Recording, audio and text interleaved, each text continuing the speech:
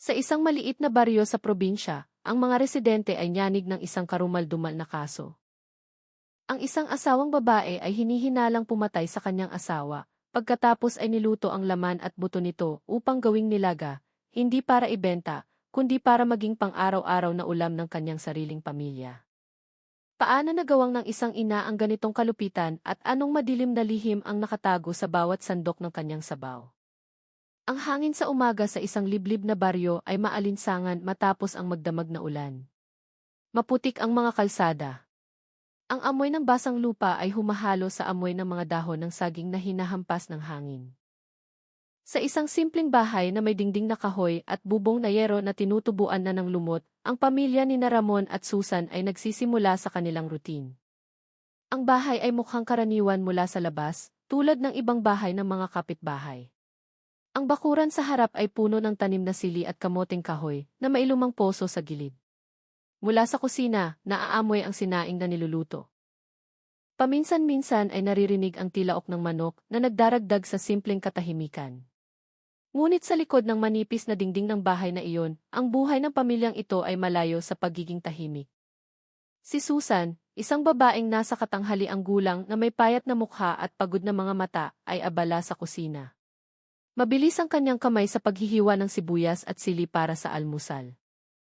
Kilala si Susan bilang taong hindi masyadong nagsasalita, mas madalas na nakayuko kapag nakakasalubong ang mga kapitbahay.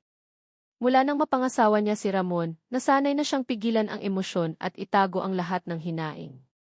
Sa sala, si Ramon, ang kanyang asawa, ay nakaupo sa silyang kawayan na may mga matapang inaanto.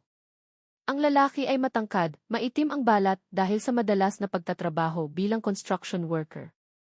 Bagaman minsan ay palakaibigan sa ibang tao, sa loob ng bahay ay malupit ang kanyang ugali. Kilala si Ramon na madalas umuwi ng lasing at ibinubuhos ang galit sa asawa at mga anak. Ang kanilang dalawang anak, si Delia na isang dalagita at si Buboy na nasa elementarya pa lamang, ay nakaupo sa banig habang naghihintay ng almusal. Sinusubukan ni Delia na pakalmahin ang kanyang kapatid habang si Buboy ay yakap pa ang kanyang drawing book. Para sa dalawang batang ito, ang tensyonadong kapaligiran sa bahay ay bahagi na ng araw-araw na pamumuhay. Sanay na silang makarinig ng sigaw ng kanilang ama gabi-gabi. Susan! Nasaan ang kape ko? Ang boses ni Ramon ay mabigat at puno ng utos. Sandali lang pa, sagot ni Susan ng mahina, pilit na nagpapakita ng hinahon. Kakakulo lang ng tubig. Bumuga ng hangin si Ramon sa inis sabay kuha ng sigarilyo mula sa bulsa ng pantalon. Agad na napuno ng usok ng sigarilyo ang maliit na silid. Yumuko si Delia. Dahan-dahang tinakpan ni Buboy ang kanyang ilong. Tahimik ang lahat na tila takot na memekahan ang galit ni Ramon. Inayos ni Susan ang mga plato ng kanin sa mesang kawayan. Kain muna, pa. Mainit pa ang kanin. Mabilis na lumingon si Ramon. Huwag mo akong diktahan. Gusto ko muna magkape bago kumain. Biglang tumahimik ang paligid. Huminga ng malalim si Susan, pinipigil ang hapdi sa kanyang dibdib. Alam niyang mabuti. Ang lumaban ay lalo lamang magpapalala sa sitwasyon. Kaya pinili niyang tumahimik. Ngunit sa kanyang puso, ang pait ay lalong naipon. Araw-araw niyang kailangang harapin ang lalaking dati niyang minahal na ngayon ay naging pinagmumulan na ng pagdurusa. Ang mga kapitbahay ay madalas magtaka kung bakit mukhang maputla si Susan at may itim na bilog sa ilalim ng mga mata. May mga naghihinalang may sakit siya. Mayroon ding nag-aakalang masyado lang siyang pagod sa trabaho. Walang talagang nakakaalam na ang pagod na iyon ay hindi lang sa katawan, kundi sugat sa kaluluwa na hindi kailanman gumaling. Binuksan ni Ramon ang maliit na telebisyon sa sulok ng silid. Ang balita sa umaga ay nagpapakita ng aksidente sa kalsada. Tanga talaga, tumatawid ng hindi tumitingin, bulong niya habang nagsisindi ulit ng sigarilyo. Ang mga masasamang salita ay lumalabas na lang ng kusa bilang bisyo.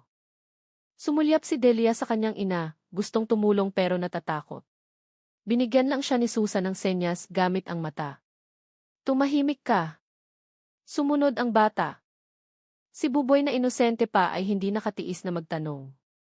Nay, pwede po ba akong makipaglaro sa bahay ni Raka ngayon? Tanong niya ng mahina. Hinampas ni Ramon ang mesa ng malakas. Tumahimik. Ang batang paslit, huwag maraming satsat pag kumakain ang tatay. Nagulat si Buboy. Nanginginig ang kanyang mga labi. Agad na hinawakan ni Delia ang kamay ng kapatid, sinusubukang pakalmahin ito. Yumuko lalo si Susan, nangingilid ang luha sa mata, pero nanatili siyang walang sinasabi. Ang kanilang mga araw ay laging nagsisimula ng ganoon. Umagang mukhang karaniwan pero puno ng pressure. Si Susan ay parang nakulong sa isang siklong walang katapusan. Wala siyang lakas ng loob na iwan si Ramon dahil takot siyang mapabayaan ang mga anak. Alam din niya na sa maliit na baryong tulad nito, ang tsismis ay mas malupit pa kaysa sa sugat. Nang sa wakas ay umalis na si Ramon para magtrabaho, ang atmosfera sa bahay ay nagbago ng husto. Ang hangin ay tila lumuwag, parang isang mabigat na pasanin ang naalis sa kanilang mga balikat. Noon lang naglakas loob si Delia nang umiti ng tipid sa kapatid. Buboy, ubusin mo na ang kanin mo. Magagalit si nanay kapag hindi ka kumain. Lumingon si Susan, malambing ang boses. Hindi, anak. Hindi galit si nanay. Kumain ka lang ng sapat. Tumango si Delia at tinulungan ang ina na magligpit ng pinggan. Sa loob ng puso ng dalagita, madalas siyang mangarap. Sana magbago si tatay. Ngunit ang pangarap na iyon ay tila imposible. Sa hapon, pagka-uwi ni Ramon, ang siklo ay naulit. Sigawan, tunog ng silyang kinakaladkad ng padabog, amoy ng sigarilyong nakakasulasok. Sa gabi, ang bahay ay tila nagiging arena ng labanan. Muling pinipigil ni Susan ang luha, muling kinikimkim ang galit na habang tumatagal ay lalong kumakapal. Ngunit sa likod ng lahat ng iyon, may isang bagay na hindi pa napapansin ni Numan.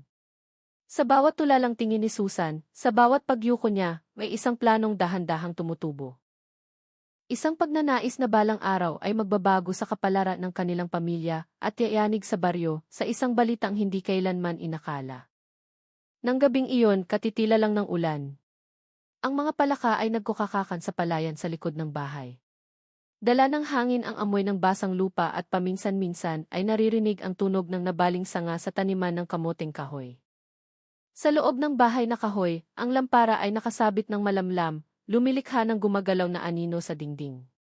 Ang kapaligiran na dapat sana ay payapa ay nakakakilabot.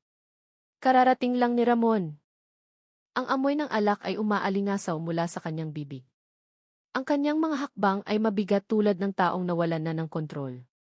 Gusot ang kanyang damit, puno ng mansa ng putik, at ang kanyang mga mata ay mapula at matubig. Pagkapasok ng walang binabati kahit sino, inihagis niya ang tsinelas kung saan-saan na lumikha ng malakas na tunog na nagpagulat kina Delia at Buboy. Susan! Nasaan ang pagkain ko? Sigaw niya mula sa sala. Si Susan na nagsasandok ng kanin sa kusina ay nagmamadaling lumabas. Maputla ang kanyang mukha, pero pinilit niyang umiti. Sandali lang, pa. Kaluluto lang ng pritong isda. Ipapainit ko lang. Ngunit walang pasensya si Ramon. Sinipa niya ang silyang kawayan na lumikha ng lagutok na pumuno sa silid. Agad na hinila ni Delia ang kamay ng kapatid, dinala ito sa kwarto.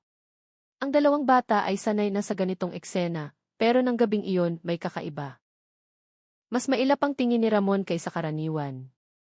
Nang ilapag ni Susan ang plato ng kanin sa mesa, kinuha ni Ramon ang kutsara at ibinalibag ito pabalik. Ayoko ng ulam na to. Hindi mo ba naiintindihan ang gusto ko? Sigaw niya habang hinahampas ang mesa hanggang sa gumalaw ang mangkok. Kinagat ni Susan ang labi para pigilan ang panginginig. Pasensya na, pa. Ang pera pambili ay kasya lang dito. Dahilan. Puro kadahilan. Lumapit si Ramon. Ang mukha niya ay sobrang lapit na naaamoy ni Susan ang lambanog na humalo sa pawis. Akala mo ba nagpapakahirap ako magtrabaho para lang kumain ng tuyo? Itinaas ni Ramon ang kamay at sinampal si Susan ng napakalakas. Ang babae ay sumuray-suray at muntik ng matumba. Namula ang kanyang pisngi, basa ang mata, pero nanatili siyang tahimik. Ang luha niya ay tumulo ng walang tunog. Alam niyang ang lumaban ay magpapalala lang ng sitwasyon. Ngunit sa pagkakataong ito, may ibang baga na nag-alab sa kanyang dibdib. Habang bumalik si Ramon sa pagkakaupo at nagbubulong-bulong habang nagsisindi ng sigarilyo, si Susan ay nakatayo ng tulala sa kusina. Nanginginig ang kanyang kamay habang hawak ang hawakan ng kutsilyo sa kusina na karaniwan niyang ginagamit sa paghihiwa ng sibuyas. Ang kutsilyo ay kumislap ng tamaan ng liwanag ng lampara. Sa kanyang isipan, ang mga boses na matagal na niyang kinikimkim ay umugong. Hanggang kailan ka magpapaalipin ng ganito, Susan? Sapat na ang paghihirap ng mga anak mo. Tapusin mo na ngayon o hindi ka na magiging malaya. Pumikit si Susan, huminga ng malalim at naglakad ng dahan-dahan palapit sa sala. Nagbubunganga pa rin si Ramon, hindi na mamalayan na ang asawa ay nakatayo na mismo sa likuran niya na may ibang klaseng tingin.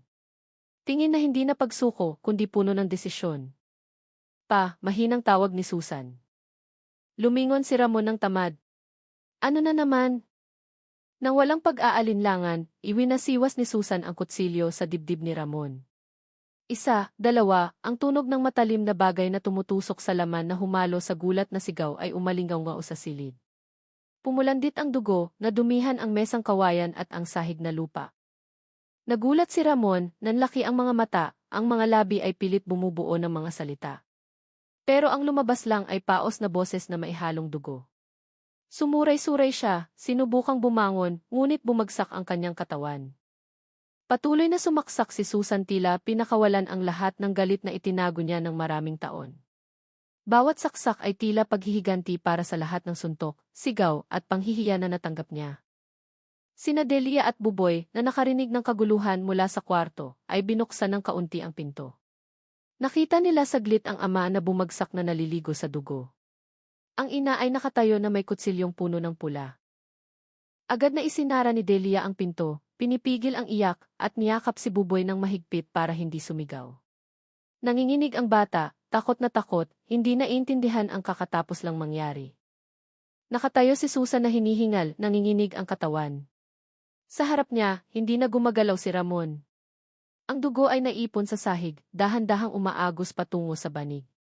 Nang gabing iyon, ang simpleng bahay ay naging saksi sa isang madugong trahedya. Ngunit, may kakaibang nangyari. Hindi sumigaw si Susan, hindi nagpanik. Sa halip, may kakaibang katahimikan na gumapang sa kanyang mukha. Tinitigan niya ang naninigas na katawan ni Ramon at yumuko, tila kinakausap ang sarili. Sa wakas, tapos na. Sa wakas. Pero sa sumunod na sandali, nagbago ang tingin ng kanyang mga mata. Sumulyak si Susan sa kusina, sa malaking kaldero na mailaman pang kumukulong tubig. Mabilis na umikot ang isip niya, naghahanap ng paraan para walang makaalam sa kakatapos lang niyang gawin. At isang madilim na ideya ang biglang sumulpot. Tila bumulong diretso sa kanyang tainga, gawin mo siyang ulam, walang makakaalam. Nanginginig pa ang kanyang kamay, pero matatag ang kanyang hakbang. Kinalagkad niya ang katawan ni Ramon papuntang kusina, nag-iiwan ng bakas ng dugo sa sahig. Naghihintay ang malaking kaldero. Ang apoy sa tungkong luwad ay nagliliyab pa, ang tubig ay kumukulo. At nang gabing iyon, ang pinakamadilim na plano sa buhay niya ay isinilang. Umaga na, ang araw ay nasa kalahating bilog na sa silangan. Manipis na hamog ang bumabalot pa rin sa baryo na tahimik. Mula sa malayo, naririnig ang tilaok ng manok at ang maglalako ng gulay na nagsisimula ng umikot. Mukhang normal ang lahat. Parang walang trahedyang yanig sa maliit na bahay ni Susan noong nakaraang gabi. Ngunit sa likod ng kahoy na dingding ng bahay na iyon, iba ang pakiramdam ng hangin sa umaga. Ang amoy ng nilagang sabaw na maihalong bango ng mga pampalasa ay pumupuno sa bawat sulok ng silid. May amoy ng piniritong bawang, dinikdik na tanglad, at dahon ng dayap na nilamukos hanggang sa lumabas ang bango nito. Lahat ay nagsama sa malaking kaldero sa ibabaw ng tungko. Nakatayo si Susan sa kusina. Ang buhok niya ay nakatali lang ng basta-basta. Maputla pa rin ang mukha niya, pero ang mga mata niya ay mukhang kakaiba, kalmado, pero matalim. Abala ang kamay niya sa paghalo ng kalderong may madilaw-dilaw na sabaw na kumukulo ng mahina. Paminsan-minsan ay nagdadagdag siya ng asin at titikim ng kaunti gamit ang sandok na kahoy. Nalalasahan ng dila niya ang linamnam na pekat, mas malasa kaysa sa karaniwang nilaga na niluluto niya. Sa mesa sa kusina, ilang hiwa ng karne ang nakatiris. Ang kulay pula nito ay dahan-dahang naging kayumanggi matapos ilaga ng matagal. Sa tabi nito ay may mga buto na pinalambot gamit ang bato para madaling maduro. Hindi ito tinitigan ni Susan ng may pandidiri, kundi may blankong ekspresyon. Tulad ng isang inang naghahanda lang ng karaniwang ulam para sa pamilya. Sa kabilang kwarto, kakagising lang nina Delia at Buboy. Sariwa pa sa alaala ng dalawa ang pangyayari kagabi. Hindi sila naglakas loob na pag-usapan ito, nagtinginan lang sila na puno ng tanong ang mga mata.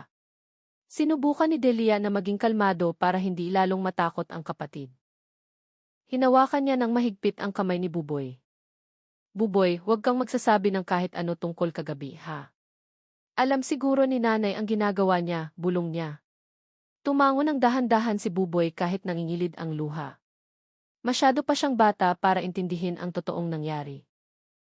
Ang alam lang niya, ang tatay niya ay nakahandu sa isasahig kagabi at ngayon ay wala na. Hindi nagtagal, lumabas si Susan mula sa kusina dala ang malaking mangkok ng nilaga. Umuusok pa sa init. Ang bango ay napakatapang kaya napuno ang kwarto. Pilit ang ngiti niya. Pero sinubukan niyang kumilos ng normal. Bangon na, mga anak. Almusal na muna. Nagluto ako ng nilaga ngayon, malambing niyang sabi. Lumunok si Delia. Naaamoy ng ilong niya ang sarap pero ang puso niya ay nababalot ng pagkasulaso. Malinaw pa sa kanya ang dugong umagos kagabi at ang katawan ng ama na kinalagkad papuntang kusina. Ngunit sa harap ng kapatid, hindi niya pwedeng ipakita ang takot. Yumuko na lang siya at umupo sa sahig. Si Buboy na inosente ay hindi na nag-isip pa. Agad na kumuha ng kutsara ang bata at hinipan ang mainit na sabaw sa kanyang mangkok. Sarap, nay. Ang bango ng sabaw, inosente niyang sabi sabay higop ng dahan-dahan. Mumiti ng tipid si Susan, pinagmamasdan ang anak na kumakain ng ganadong-ganado. May bakas ng kasiyahan sa mukha niya. Hindi malaman kung dahil sa wakas ay nakakain na ng busog ang mga anak o dahil sa madilim na lihim na itinatago niya. Si Delia ay nag-aalangan pa rin. Nakasandok na siya pero hindi agad isinubo. Bumabaliktad ang sikmura niya sa pagtingin pa lang sa mga hiwa ng karne sa mangkok. Ne, saan galing ang karne? Di ba naubos na ang pera natin kahapon? Maingat niyang tanong. Ang tanong na iyon ay nagpatahimik sa paligid. Lumingon si Susan, tinitigan si Delia gamit ang matang matalim pero malambot ang bibig.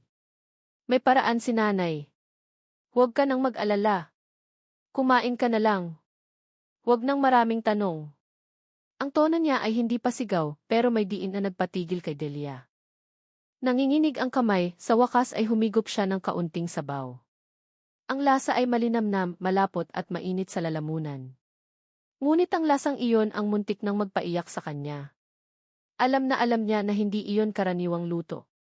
Samantala, sa labas ng bahay, ilang kapitbahay ang nagsisimula ng kumilos. Isang ginang ang dumaan sa harap ng bahay dala ang basket ng gulay. Huminto siya sandali at inamoy ang hangin. Ang bango naman, Susan. Ano ang niluluto mo ng ganito kaaga? Tanong niya ng malakas. Ngumiti si Susan mula sa pinto. Nilaga po, Aling Rina, gusto ng mga bata. Ay, amoy masarap nga. Abot hanggang dito ang bango, sagot ng kapitbahay at nagpatuloy sa paglalakad. Dahan-dahang isinara ni Susan ang pinto. Bumalik sa pagiging blanko ang mukha niya. Ang magiliw ng ngiti kanina ay napalitan ng malamig na tingin. Lumingon siya sa kusina, tiningnan ang kaldero na kumukulo pa rin. Sa puso niya, alam niyang ang lihim na ito ay hindi dapat mabunyag. Hindi ngayon, hindi kailanman. Yumuko na lang si Delia, pinipigil ang iyak. Habang si Buboy ay ini-enjoy pa rin ang nilaga ng walang hinala. Humingi pa nga ng dagdag ang bata. Nay, pwede pa pong humingi. Ang sarap inosente niyang sabi. Tumango si Susan, nagsalin ulit ng sabaw sa mangkok ng anak. Kumain ka lang hanggat gusto mo, anak. Sa loob niya, may ibang boses na umaalingaw-ngaw. Tingnan mo, kinakain nila. Walang may alam. Ligtas ka, Susan. Ligtas ka. Pero may ibang boses na naririnig si Delia sa ulo niya. Boses na nakakatakot. Bumulong siya sa sarili habang nakatitig sa mangkok sa harap niya. Hindi ito ordinaryong sabaw. Si tatay to. Nang umagang iyon, mukhang tahimik ang maliit nilang bahay. Mula sa labas, makikita lang ang isang simpleng pamilya na nag-aalmusal ng sabay-sabay. Walang nakakaalam na sa bawat subo ng nilaga ay may karumaldumal na lihim na iayanig sa buong baryo. Bumaba na naman ang gabi sa baryo. Umiihip ng malakas ang hangin, tumatago sa mga siwang ng dingding na kahoy ng bahay ni Susan. Ang tunog ng mga insekto sa gabi ay humahalo sa kiskisan ng mga sanga ng puno ng nara sa likod bahay, lumilikha ng tunog na nakakapangilabot. Sa kusina, ang tungko ay may mahinang apoy pa rin. Ang malaking kaldero na kaninang umaga ay puno ng sabaw ng nilaga ngayon ay nangangalahati na. Ang malinamnam na amoy ay nakabitin pa rin sa hangin, humahalo sa malansang amoy na mahirap ipaliwanag. Nakaupo si Susan sa maliit na bangkito, nakatulala sa kaldero. Mapungay ang mata niya pero sa likod nito ay may madilim na gumugulo. Tulog na sina Delia at Buboy sa kwarto. Masyadong napagod ang mga bata sa tensyon ng maghapon. May takot pa rin si Delia. Samantalang si Buboy, sa kanyang kawalang muwang, ay mahimbing ang tulog matapos mabusog. Mukhang payapa ang bahay mula sa labas. Pero sa isip ni Susan, nagsisimula pa lang ang bagyo. May naririnig siya. Sa una ay mahina, parang hangin na sumusuot sa dingding. Pero habang tumatagal, lumilinaw ang boses. Boses na mabigat, paos at puno ng pang-aasar. Akala mo ba tapos na, Susan? Napapitlag si Susan at lumingon sa paligid. Walang tao. Tanging ang lampara na gumagalaw dahil sa hangin. Tumayo siya, naglakad papunta sa sala, pero wala siyang nakita. Kumabog ng mabilis ang puso niya. Nagsimulang tumulo ang malamig na pawis sa kanyang sentido. Pero narinig na naman niya ang boses. Ngayon ay mas malapit, parang nasa likod mismo ng tainga niya. Nandito pa ako. Hindi mo ako mapapaalis ng ganun-ganun lang. Tinakpan ni Susan ang tainga gamit ang dalawang kamay. Pumikit siya ng mariin. Hindi, tinapos na kita. Patay ka na, paulit-ulit niyang bulong. Pero ang boses ay tumawa lang ng mahina. Ikaw ang nagdala sa akin sa kusina mo. Ikaw ang nagluto sa katawan ko. Ikaw ang naghain yan sa mga anak mo. Kaya, sino ba talaga ang patay, Susan? Ako o ikaw? Sumuray-suray si Susan at muntik ng matumba. Tinitigan niya ang malaking kaldero sa kusina ng may takot. Ang usok na lumalabas sa gilid ng takip ay mukhang nagiging hugis ng mukha ni Ramon. Nakatitig ang mukha sa kanya na may ngising aso. Ngiti na kinasusuklaman niya noon pa. Umalis ka. Huwag mo na akong guluhin, sigaw ni Susan. Pero habang lalo siyang sumisigaw, lalong lumilinaw ang boses sa ulo niya. Nagsimula pa siyang makarinig ng mabibigat na yabag sa sahig na lupa. Kahit alam niyang wala na si Ramon. Tumakbo si Susan sa kwarto ng mga anak, binuksan ang pinto ng padabo. Nagising si Delia, nakita ang ina na may takot sa mata. Nay, bakit po? Tanong ni Delia na nanginginig ang boses. Wala, anak. Tulog ka na ulit. May narinig lang si nanay. Tumango si Delia nang may pag-aalinlangan at pumikit ulit. Kahit hirap makatulog dahil sa kaba, si Buboy ay tulog pa rin, hindi na abala. Umupo si Susan sa gilid ng higaan. Pinagmasdan ang dalawang anak, hinaplos ang buhok ni Delia at hinalikan sa noo si Buboy. Tumulo ang luha niya nang hindi namamalayan. Sa isang banda, nakaramdam siya ng ginhawa dahil nakakain ng busog ang mga anak ngayong araw. Pero sa kabilang banda, ang mga bulong ay nagpapaduda sa kanya. Ang ginawa ba niya ay totoong solusyon o simula ng mas malaking sakuna? Lumalim ang gabi. Bumalik si Susan sa kusina. Parang may magnet na humahatak sa kanya papunta doon. Inangat niya ang takip ng kaldero. Ang natitirang sabaw ng nilaga ay kumukulo ng mahina. Ang mga hiwa ng karne ay lumulutang, ang iba ay durog na. Pero sa gitna ng lahat ng iyon, parang may nakita si Susan na nagpatigil ng daloy ng dugo niya. Isang piraso ng tainga na pamilyar ang hugis. Tainga ni Ramon. Napaatras si Susan na hinihingal. Pero narinig na naman ng tainga niya ang paos na boses. Nasa bawat sandok ako na isinusubo mo. Nasa tiyan na ako ng mga anak mo ngayon. Dala-dala nila ako sa katawan nila. Susan, hindi ka makakatakas. Sumigaw si Susan ng walang boses. Bumuka ang bibig niya pero hangin lang ang lumabas. Isinara niya ang kaldero ng malakas at napaupo sa sahig. Tinakpan ng kamay ang mukha. Nanginginig ng matindi ang katawan. Sa isip niya, naalala niya ang lahat ng gabing puno ng pahirap, sigaw at bugbog mula kay Ramon. Ang lahat ng iyon ay nagkumbinsi sa kanya na tama ang ginawa niya.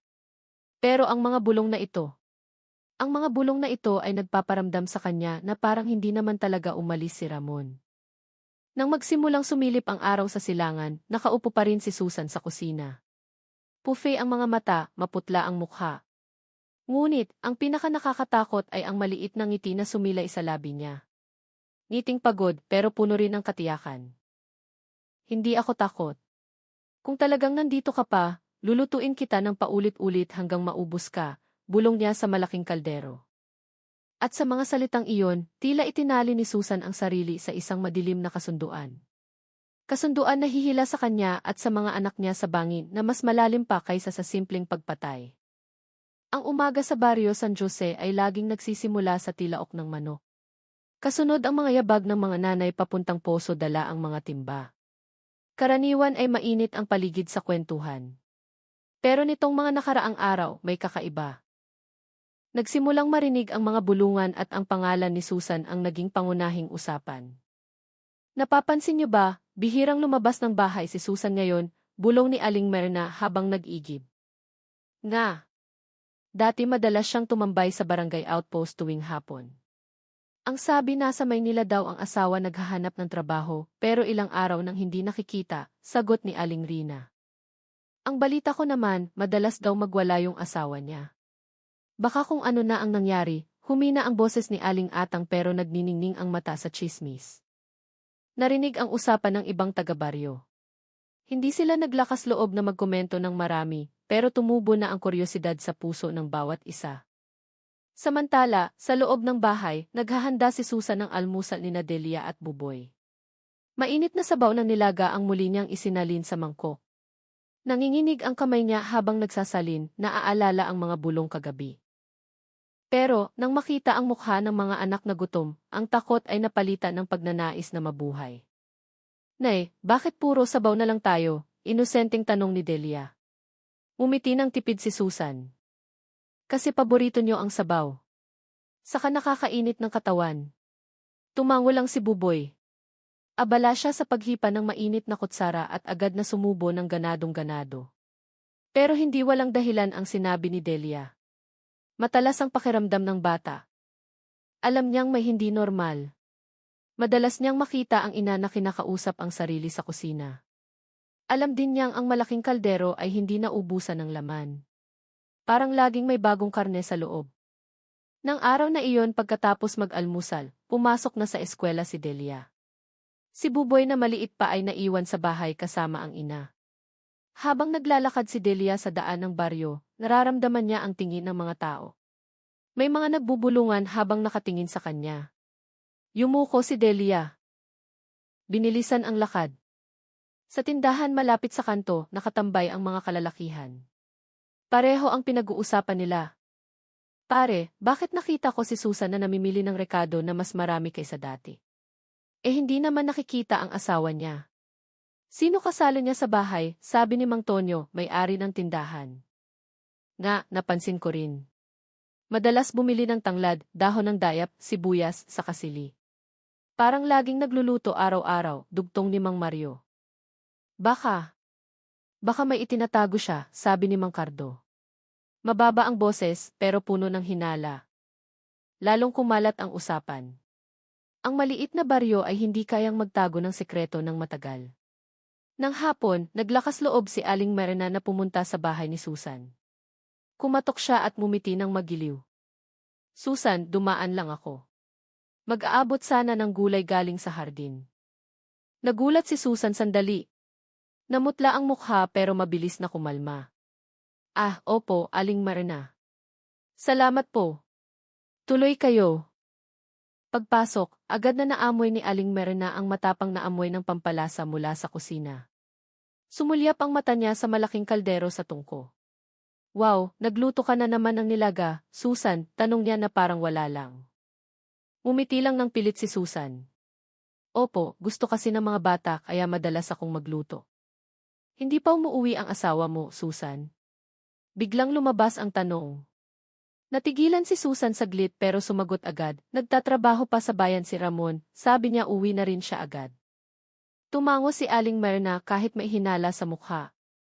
Nagpaalam siyang uwi na may dahilan na may gagawin pa. Pagkalabas ng bahay ni Susan, tinikom niya ang bibig, pinipigil ang pagnanais na ikwento agad ang natuklasan sa ibang kapitbahay. Kinagabihan sa barangay outpost, nagtipon ulit ang ilang residente. Kinuwento ni Aling Myrna ang pagbisita niya. Puno pa rin daw ng sabaw ang malaking kaldero. Sabi niya niluto na nung mga nakaraang araw. Hindi ba nakakapagtaka, sabi niya habang nakakunot ang noo.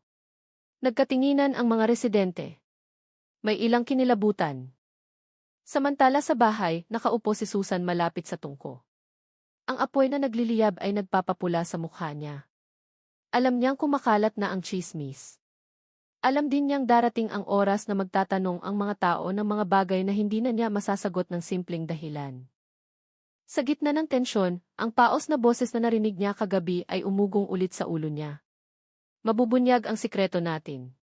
At kapag nangyari iyon, hindi ka na makakatakas. Tinitigan ni Susan ang kaldero ng blanco. Pero sa pagkakataong ito, may tipid ng ngiti sa mukha niya.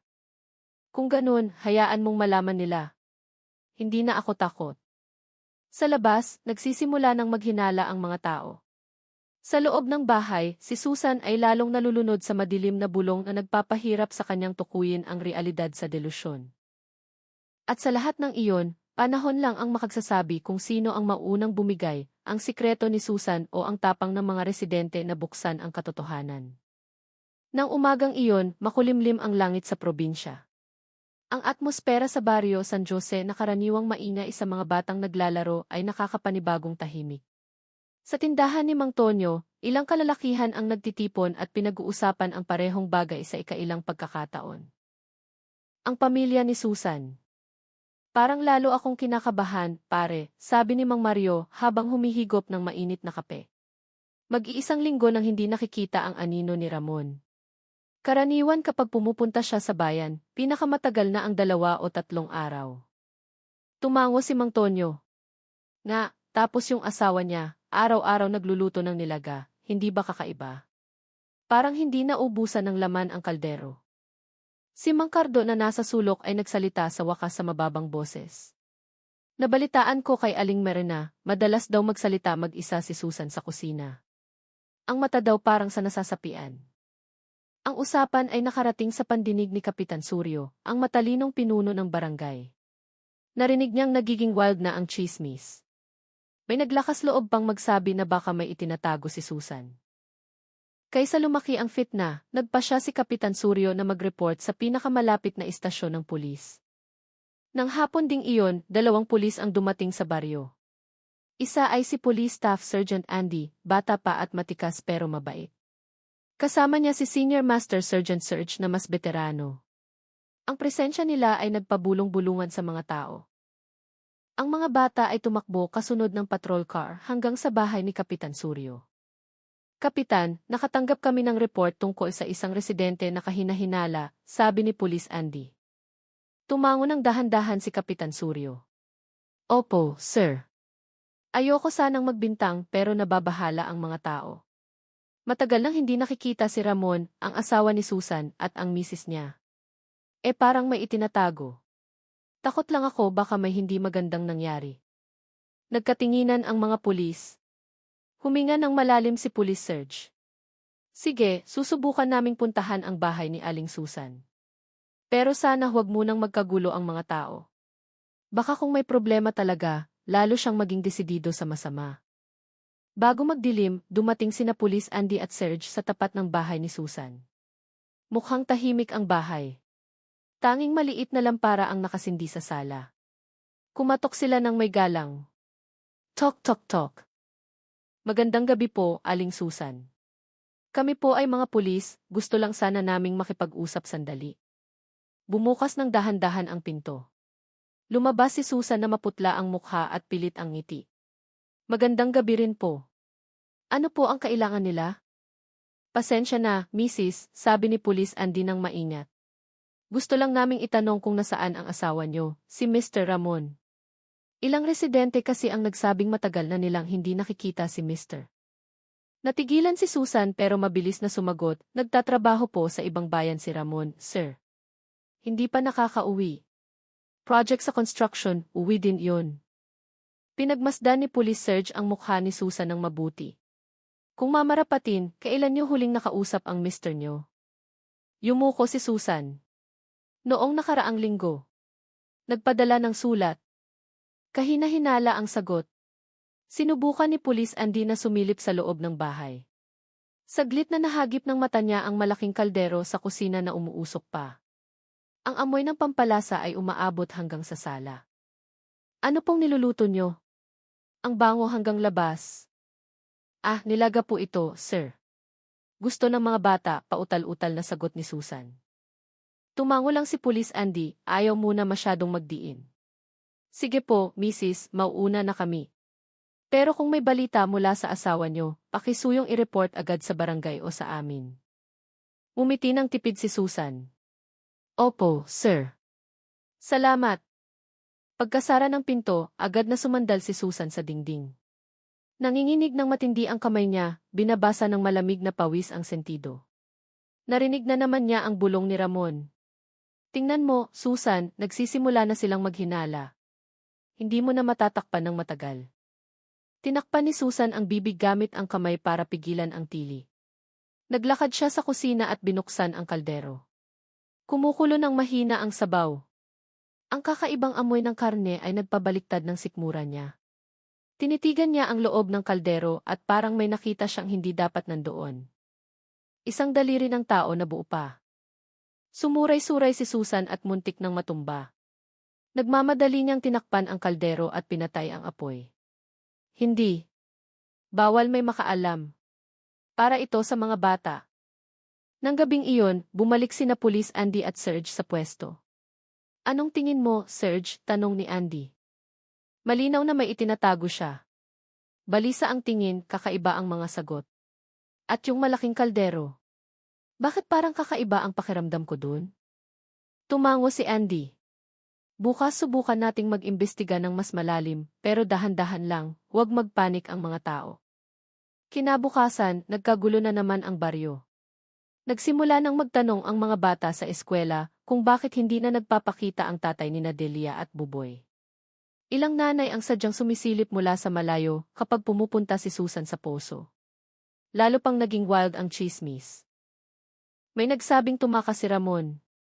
May nagsabing may sakit. May naglakas loob ding bumulong na baka patay na si Ramon. Narinig ni Delia ang lahat ng iyon. Masakit sa dibdib. Umuwi siya sa bahay na nangingilid ang luha.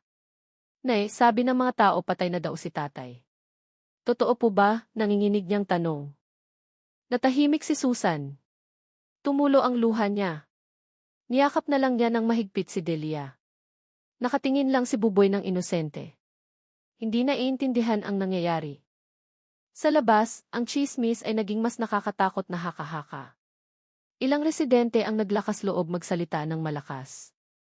Kung hindi nagpapakita si Ramon, baka naman naging laman na siya ng kalderong iyon.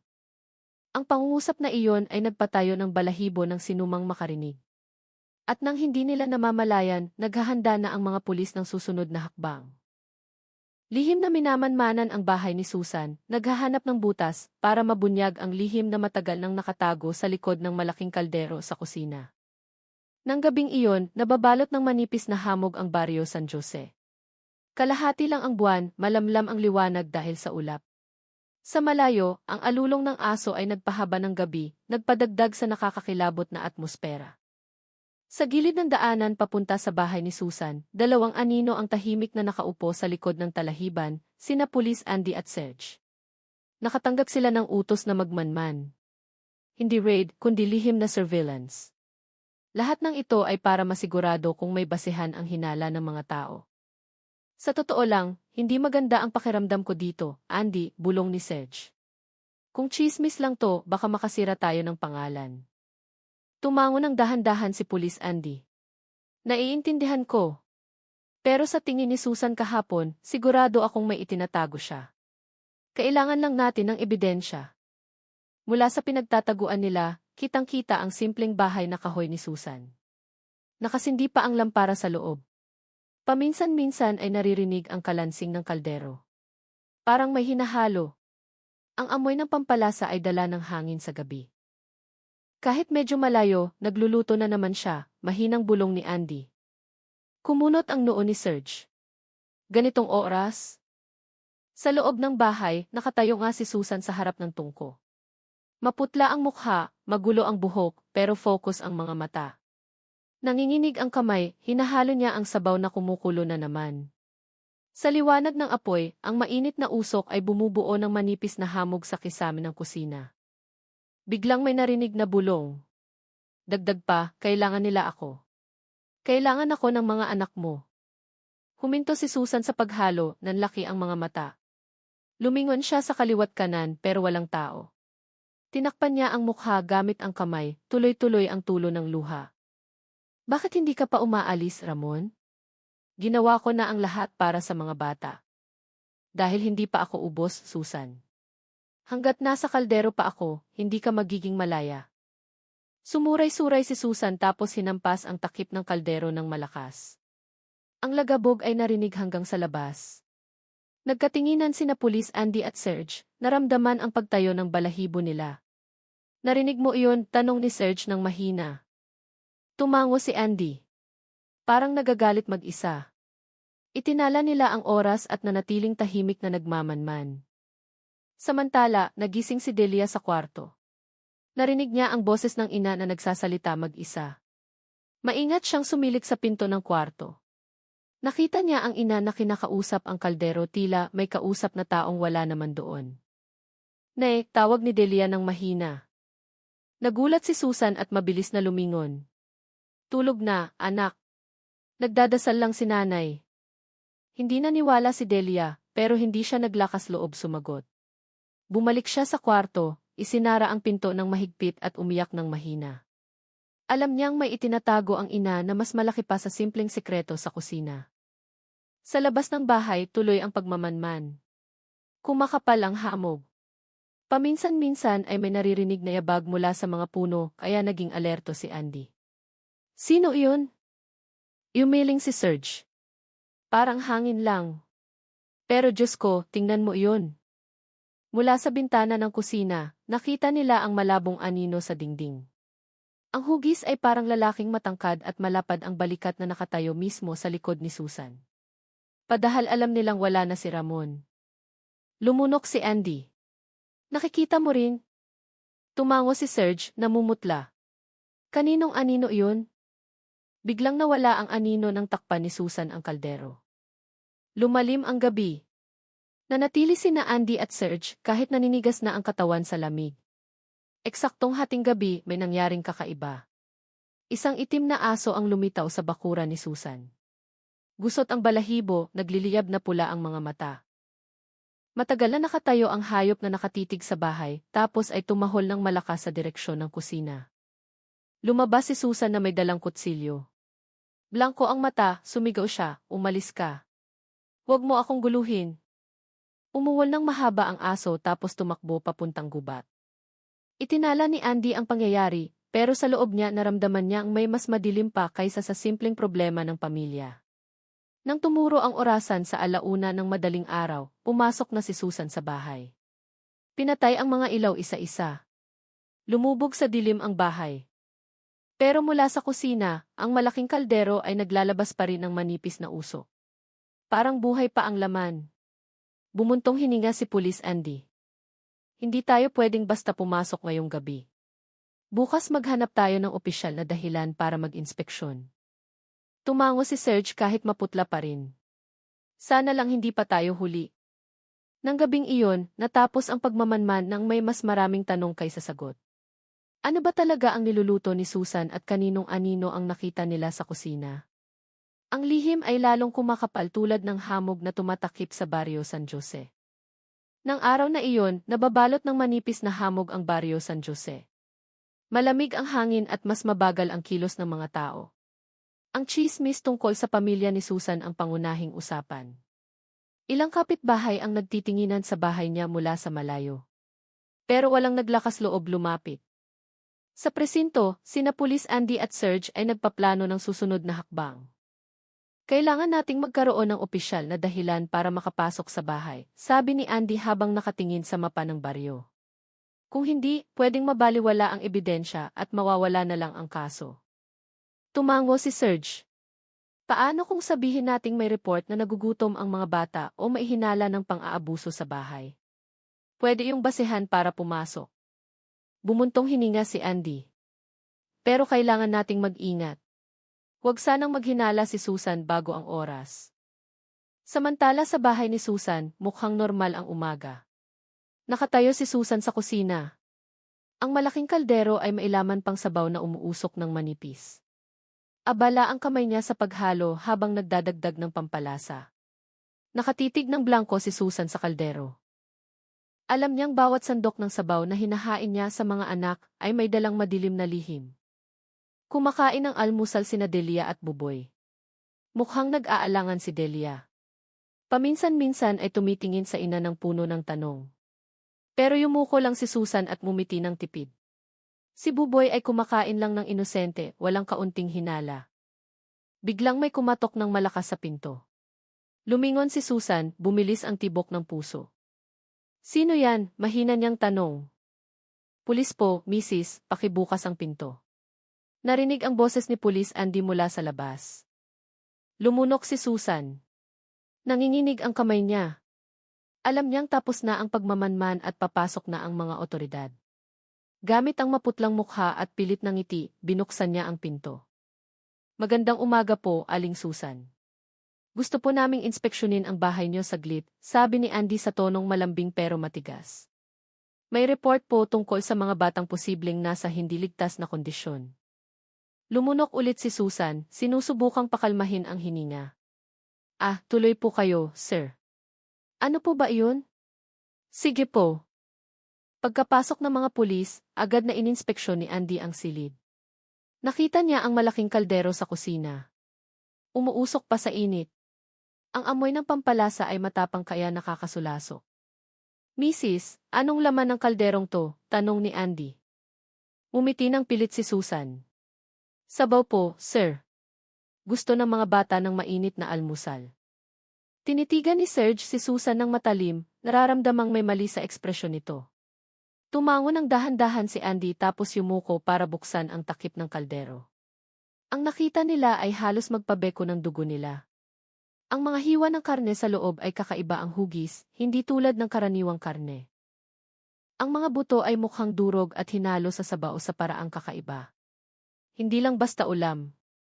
Ang malansang amoy na humalo sa pampalasa ay nagpapigil ng pagsuka ni na Andy at Serge. Yumuko si Susan, maputla ang mukha pero blanko ang mata.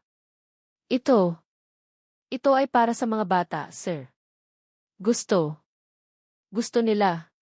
Bulong niya ng mahina. Lumunok si Andy. Mrs., kailangan naming suriin ito ng mas maigi. Posibleng hindi ordinaryong karne ito. Sa puso ni Susan, alam niyang nagsisimula ng mabunyag ang sikreto. Naramdaman niyang totoo ang lahat ng bulong ni Ramon noong nakaraang gabi. Yumuko siya, sinusubukang pakalmahin ang sarili. Kung alam na nila, wala ka nang magagawa para baliktarin ang sitwasyon, Susan. Pero hindi nagpanik si Susan. Huminga siya ng malalim, sinusubukang bumuo ng salita. Kung ganun, sige po suriin niyo, sir. Pero sana huwag niyong saktan ang mga anak ko, sabi niya sa boses na kalmado pero tensyonado. Itinala ni Andy ang lahat habang kumuha ng glove si Serge. Sinimulan nilang angatin ang mga piraso ng karne mula sa kaldero para suriin. Nang oras na iyon, nakatingin si Delia sa ina na nanlalaki ang mata sa takot at lito. Nararamdaman niyang may bagay na hindi maipaliwanag. Si Buboy tulad ng dati ay nakaupo lang na nanonood, inosente at hindi nakakaintindi. Nang maangat ang unang piraso, lalong tumapang ang amoy lansa. Nagtakip ng ilong si Andy habang tinitigan ni Serge si Susan.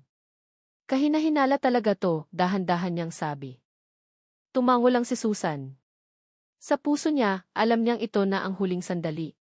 Ang sikretong iningatan ng maigi ay nabubunyag na. Yumuko siya at tumingin sa kaldero, at ang bulong ni Ramon ay narinig ulit ng mas malinaw kaysa dati. Hindi ka na makakatakas. Malalaman na ng lahat ngayon. Malalaman na ng lahat. Nagpasya ang mga pulis na magdala ng ilang piraso ng karne sa forensic laboratory. Tinitigan sila ni Susan. Patag ang mukha niya, pero kumakabog ng malakas ang puso. Alam niyang ang mangyayari pagkatapos nito ang magtatakda ng kapalaran niya, ng mga anak niya, at ng nasirang tahanan. Sa labas ng bahay, ang mga usisero na nanonood mula sa malayo ay nagsimulang magkumpulan ulit. Nakita nilang kumukuha ng ebidensya ang mga pulis sa bahay ni Susan. Lumakas ang bulungan. Ang tsismis na dati ay malabo, ngayon ay naging maingay at ang tensyon sa baryo ay lalong tumindi. Nang gabing iyon, nakaupo si Susan sa kusina ng mag-isa. Kalahati pa rin ang laman ng malaking kaldero. Blanko ang mata niya, pero may tipid ng ngiti ulit sa labi. Alam niyang bukas na ang sikreto niya. Pero, sa puso niya bumulong siya, kung alam na nila, mananatili akong matatag. Para sa mga bata. Nang araw na iyon sa probinsya, kulay abo ang langit at may ambon na pumapatak sa bubong ng forensic laboratory. Dumating sina Pulis Andy at Serge nang mas maaga dala ang ilang piraso ng karne mula sa kaldero ni Susan. Habang tumatakbo ang sasakyan sa basang kalsada, ang malabong amoy ng pampalasa mula sa mga pirasong nakabalot sa plastik ay naiwan sa loob ng sasakyan na nagpangiwi sa dalawa. Pagdating sa laboratorio, sinalubong sila ng isang forensic expert na nagngangalang si Karina. Seryoso ang mukha, matalas ang tingin. Sinimulan niyang suriin ang bawat piraso ng karne, kumuha ng sample at nagsagawa ng test. Naghintay sina Andy at Serge sa waiting room ng kinakabahan. Kakaiba to, sabi ni si Karina makalipas ang ilang minuto. Ang ilang piraso ng karne ay nagpapakita ng senyales ng mutilasyon na hindi normal. Ang hugis ay hiniwa ng pulido at ang ilang bahagi ay mukhang niluto na bago pa kinuha ang hiwang ito. May ilang tissue pa nga na buhay pa noong nagsimula ang proseso ng paghihiwa. Nagulat si Andy. Anong ibig sabihin, Doc? Buhay pa nung hiniwa? Tumango ng dahan-dahan si Karina.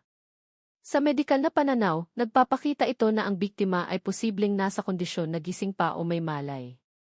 May trauma pero may indikasyon din ng ritual o partikular na pagsasaayos. Hindi lang ito basta pagpatay. Lumunok si Serge. So ibig sabihin buhay pa si Ramon nung hinihiwa ang ibang parte ng katawan niya? Yumuko si Karina.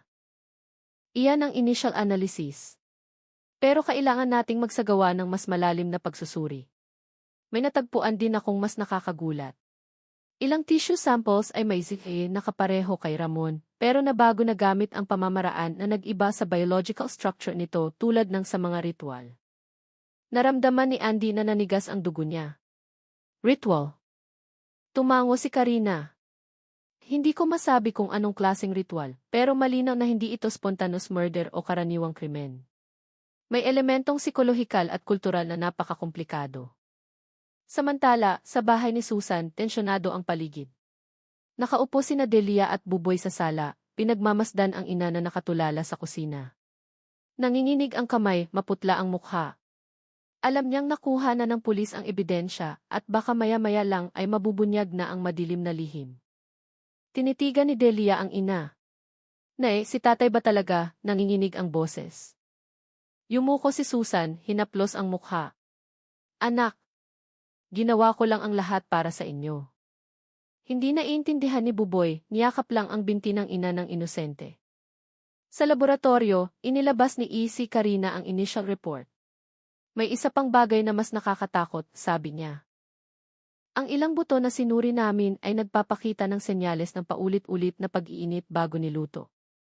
Ibig sabihin, ang katawan ay kinatay at niluto ng higit sa isang beses bago napunta sa kalderong dala nyo. Pwedeng buhay pa ang biktima sa unang yugto ng mutilasyon. Nagpapakita ito ng posibleng partisipasyon ng biktima sa proseso o kahit paano ay may pagsang-ayon, sadyaman o dahil na hipnotismo. Nagkatinginan sina Andy at Serge. So posibleng kasali si Ramon sa ritual, tanong ni Andy ng mahina. Tumango si Karina.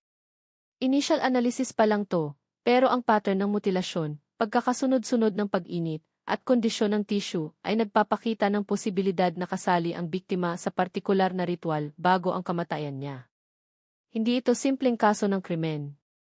Sa bahay ni Susan, ang boses ng bulong ni Ramon ay narinig ulit sa isip ni Susan. Hindi mo na maitatago ang kahit ano, Susan. Alam na nila. Nagsisimula na silang makaintindi. Yumuko si Susan, blanko ang mata, nanginginig ang kamay.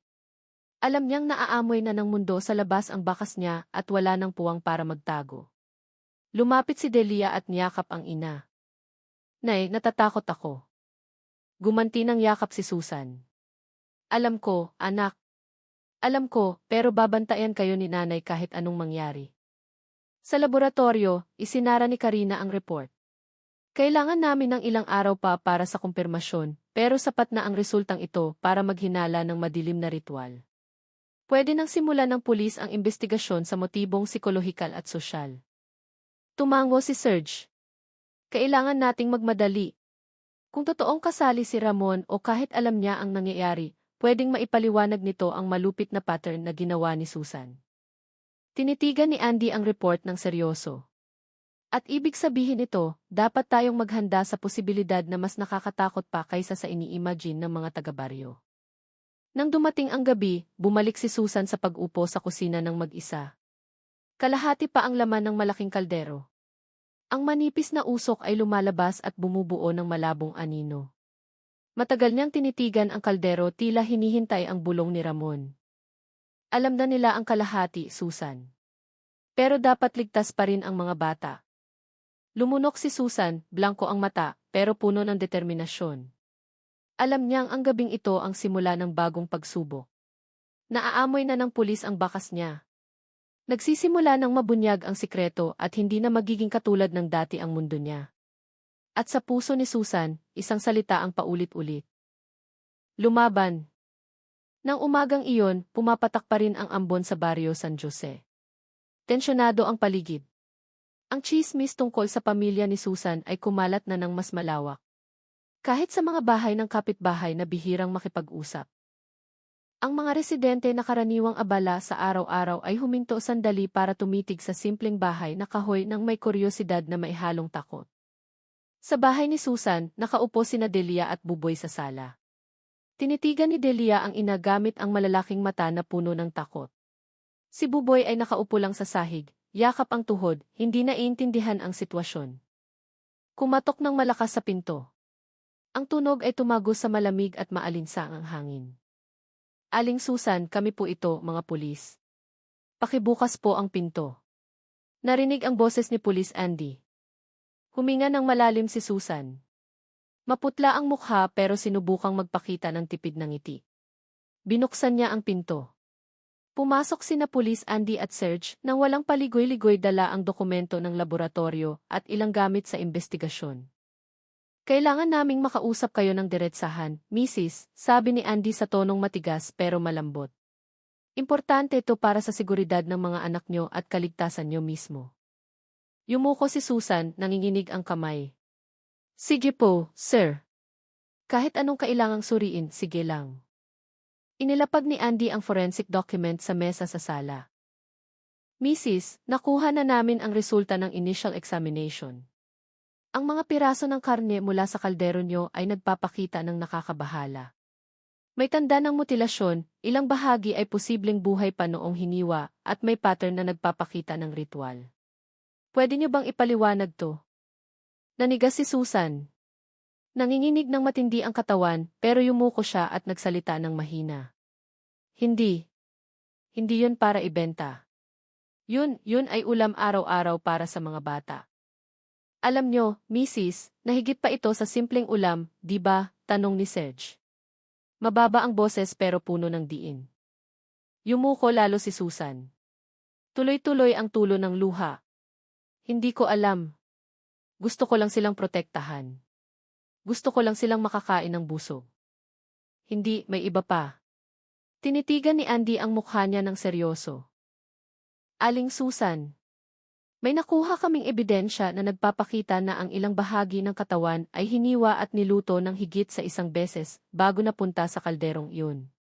Ibig sabihin, posibleng may malay ang biktima noong ginawa ang unang mutilasyon.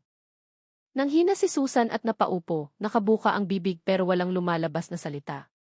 Tinitigan ni Delia ang ina na basa ang mata. Pinipigil ang iyak pero takot magsalita. Nanatiling tahimik si Buboy pero nanginginig ang katawan dahil sa tensyon. Inilagay ni Serge ang forensic report sa harap ni Susan. Mrs., hindi lang ito hinala, siyentipikong katotohanan ito. Kung hindi kayo magiging tapat, pwede itong magresulta ng seryosong problema. Hinaplos ni Susan ang mukha gamit ang kamay, sinusubukang pakalmahin ang sarili. Hindi ko kailanman sasaktan ang mga anak ko. Gusto ko lang silang mabuhay. Takot akong mawala sila. Nabasag ang boses niya. Tinitigan siya ni Andy ng matagal. Mrs., hindi namin inaakusahan ang mga bata, pero kailangan naming malaman ang motibo niyo. Bakit nangyari to? Ano ang nagtulak sa inyo para gawin to? Yumuko si Susan tila masyadong mabigat bigkasin ang mga salita. Huminga siya ng malalim tapos nagsalita sa boses na mahina pero sigurado. Si Ramon ang asawa ko. Kasali siya. Dati sumali kami sa isang ritual. Nung una para lang sa swerte o impluensya, pero habang tumatagal, nagbago ang lahat. At ako. Ginawa ko to para sa mga bata para maging ligtas sila. Hindi ko alam ang gagawin. Takot akong mag-isa. Nagkatinginan sina Andy at Serge. Nagsisimula na nilang maintindihan ang pagkakomplikado ng kaso. Hindi lang simpleng pagpatay, kundi may elementong psikolohikal, ritual, at kawalan ng pag-asa ng isang ina. Sa labas, nagsisimula ng magkumpulan ang mga residente pero dumidistansya. Narinig nilang pumasok ang pulis pero walang naglakas loob lumapit. Lalong tumindi ang tensyon sa baryo. Tila naghihintay ng pagsabog na darating. Yumuko lalo si Susan, blanko ang mata, pero puno ng desisyon. Hindi ko hahayaang masaktan sila. Patuloy ko silang poprotektahan kahit anong mangyari. Isinara ni Andy ang forensic document at huminga ng malalim. Mrs., kailangan namin kayong dalhin para sa mas malalim na investigasyon. Para ito sa kabutihan ng lahat, kasama na ang mga anak niyo. Poprotektahan din namin sila. Tinitigan ni Susan sina Delia at Buboy. Umaagos ang luha sa pisngi.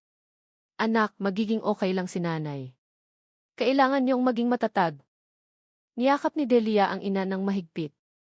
Nay, takot ako, pero sasama ako sa inyo. Yakap pa rin ni Buboy ang binti ng ina. Inosente pero takot na takot. Habang inihahanda ng mga pulis si Susan para dalhin sa istasyon, tinitigan niya ang malaking kaldero sa kusina. Umuusok pa rin ang manipis, tila naghihintay sa bulong ni Ramon. Sa puso niya, isang salita ang paulit-ulit, lumaban para sa kanila.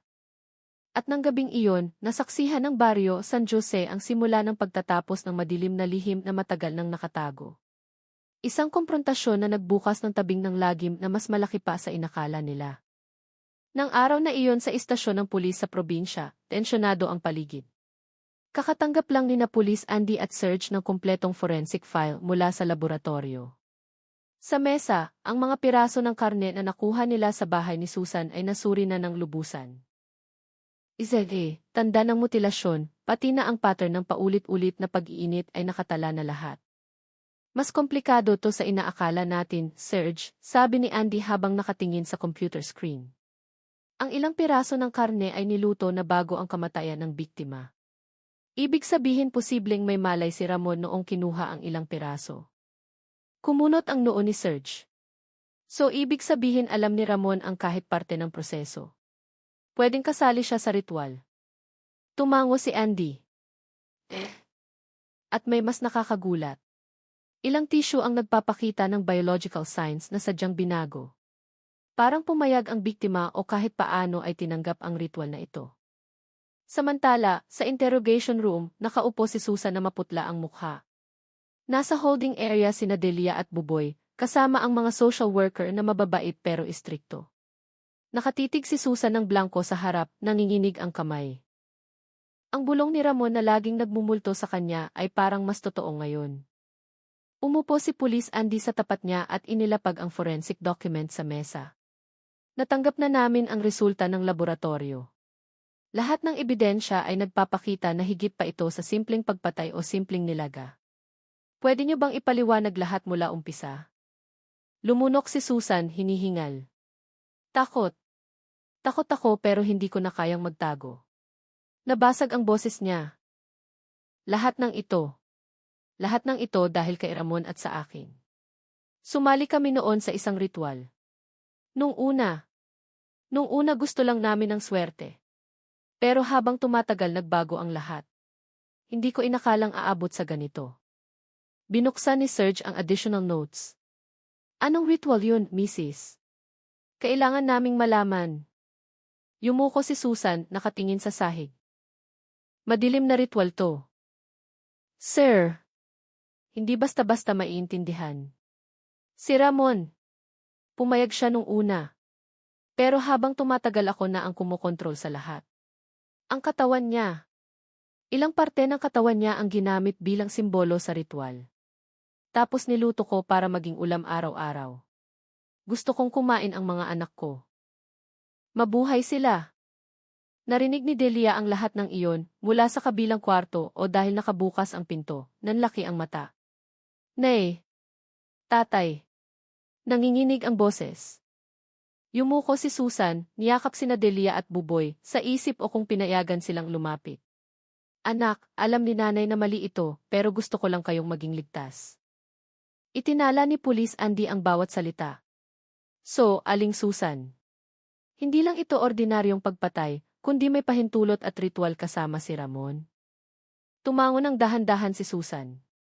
Opo, siguro. Hindi tumanggi si Ramon. Baka nga gusto niya ng ganun.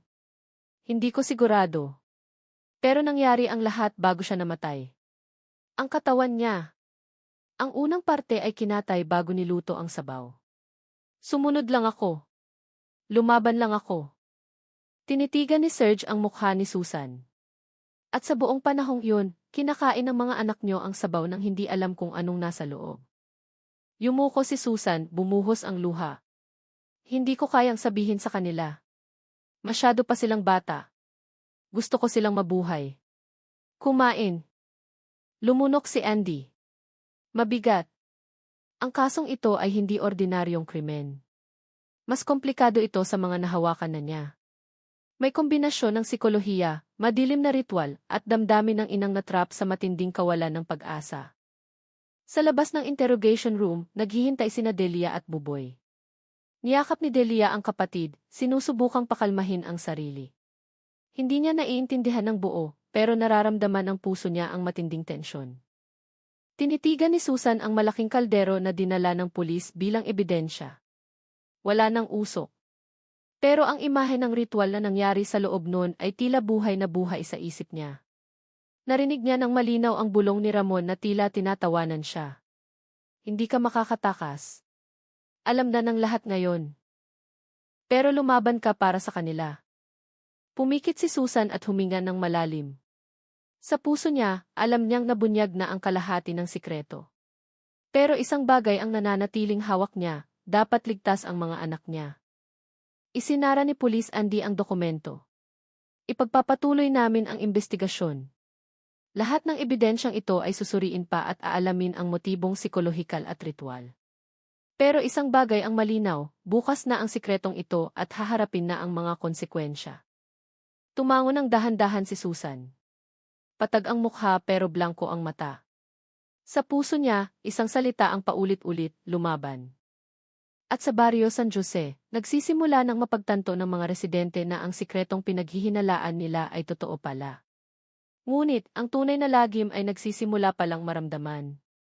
Dahil ngayon, ang misteryo sa likod ng sabaw at madilim na ritual ay hindi na maitatago. Bumabalot ang takip-silim sa Barrio San Jose na may mapusyaw na kulay kahel. Tumila na ang ulan, nag-iwan ng amoy ng basang lupa na tumutusok sa ilong. Nagkumpulan ang mga taga-baryo sa paligid ng bahay ni Susan, nakatingin mula sa malayo na may kuryosidad na naging takot. Alam nilang may mangyayari ngayong gabi. Sa loob ng bahay, nakaupo si Susan sa kusina. Nanginginig ang kamay, maputla ang mukha at blanko ang mata. Sa harap niya ang malaking kaldero na naging saksi sa ritual at sikreto, ngayon ay wala ng laman. Ngunit, ang anino ng lahat ng nangyari ay buhay pa rin sa isip niya. Nakaupo sa tabi niya sina Delia at Buboy, yakap ang binti ng ina. Hindi naiintindihan ng dalawang bata ng lubusan, pero malinaw ang takot nila. Kumatok ng malakas sa pinto. Narinig ang boses ni Pulis Andy sa labas. Aling Susan, kailangan namin kayong dalhin para sa mas malalim na pagsusuri. Para ito sa kaligtasan ng mga anak nyo at para mabunyag ang buong katotohanan. Lumunok si Susan, naipit ang hininga. Dahan-dahan siyang tumayo, tinitigan sina Delia at Buboy. Anak, magiging ayos lang si nanay. Kailangan niyong maging matatag. Tandaan nyo, mahal na mahal kayo ni nanay. Tumulo ang luha ni Delia. Nay, natatakot ako pero sasama ako sa inyo. Niyakap ni Buboy ang binti ng ina. Mahina ang boses. Nay, huwag kayong aalis ng malayo. Pagkapasok ng mga pulis, inakay ni na Andy at Serge si Susan palabas ng bahay. Nakatingin ang mga taga-baryo, may mga bumubulong, may mga nagpipigil ng hininga. Lagim at kuryosidad ang humalo sa mga bulungan nila. Sa istasyon ng pulis, nakaupo si Susan sa interrogation room. Nakolekta na ang kumpletong forensic report at handa na ang pulis na ibunyag ang lahat ng sikreto. Naroon si Karina, inihahanda ang ebidensya at resulta ng analisis. Nakaupo si Andy sa tapat ni Susan. Si Serge naman ay nasa tabi niya, kaharap ang inang nag-iisa na ngayon sa desisyon sa buhay. Aling Susan, sabi ni Andy ng mahina pero matigas. Alam na namin ang lahat ng katotohanan, ang mga parte ng katawan ni Ramon, ang madilim na ritual na nangyari. At ang katotohanan ang ilang bahagi ay niluto bago ang kamatayan niya. Lahat ng ito ay nagpapakita ng partisipasyon ni Ramon at nyo sa prosesong ito na sukdulan. Kailangan naming malaman ang huling motibo nyo. Yumuko si Susan, pinipigil ang iyak. Gusto ko lang na maging ligtas ang mga anak ko. Ayokong mawalan sila ng ama o mabuhay sa takot. Sinubukan kong lumaban sa maling paraan. Pero lahat ng ito ay para sa kanila. Tinitigan siya ni Serge ng matalim. Pero Mrs., kinain ng mga bata ang sabaw na iyon nang hindi alam ang laman. Paano niyo sila hinayaang gawin iyon? Pumikit si Susan, tumulo ang luha. Wala akong choice. Kung malalaman nila, matrauma sila habang buhay. Kailangan ko silang protektahan. Kahit anong mangyari, kahit ibig sabihin ay ako ang sasalo ng lahat ng kasalanan. Bumuntong hininga si Andy ng malalim. Mrs., naiintindihan namin ang rason nyo, pero kailangang pairalin ang batas. Hindi mabubura ng motibo ang katotohanan na isa itong kasong kriminal at may madilim na ritual. Gayunpaman, ikokonsidera namin ang psikolohikal na kalagayan nyo ngayon. Sa labas ng interrogation room, naghihintay sina Delia at Buboy. Niyakap ni Delia ang kapatid ng mahigpit, nakatingin sa pinto ng naluluha. Hindi naiintindihan ni Buboy ng lubusan, pero nanginginig ang katawan niya sa tensyon. Tinitigan ni Susan ang kaldero na ngayon ay wala ng laman. Lumabas ulit ang imahe ni Ramon sa isip niya. Susan, matatapos na ang lahat ngayon. Magpakatatag ka para sa kanila. Tumulo ulit ang luha niya, pero sa pagkakataong ito ay may kapayapaan sa puso niya. Alam niyang kahit anong mangyari, magiging ligtas ang mga anak niya. Tinitigan niya sina Andy at Serge. Handa na ako. Gawin niyo ang dapat gawin. Pero parang awa niyo na, bantayan niyo ang mga anak ko. Tumango si Andy. Poprotektahan namin sila, Mrs. Walang sasakit kina Delia at Buboy. Ilang oras ang lumipas, dinala si Susan sa temporary detention para sa proseso ng batas. Sina Delia at Buboy ay dinala sa safe house na binabantayan ng pulis.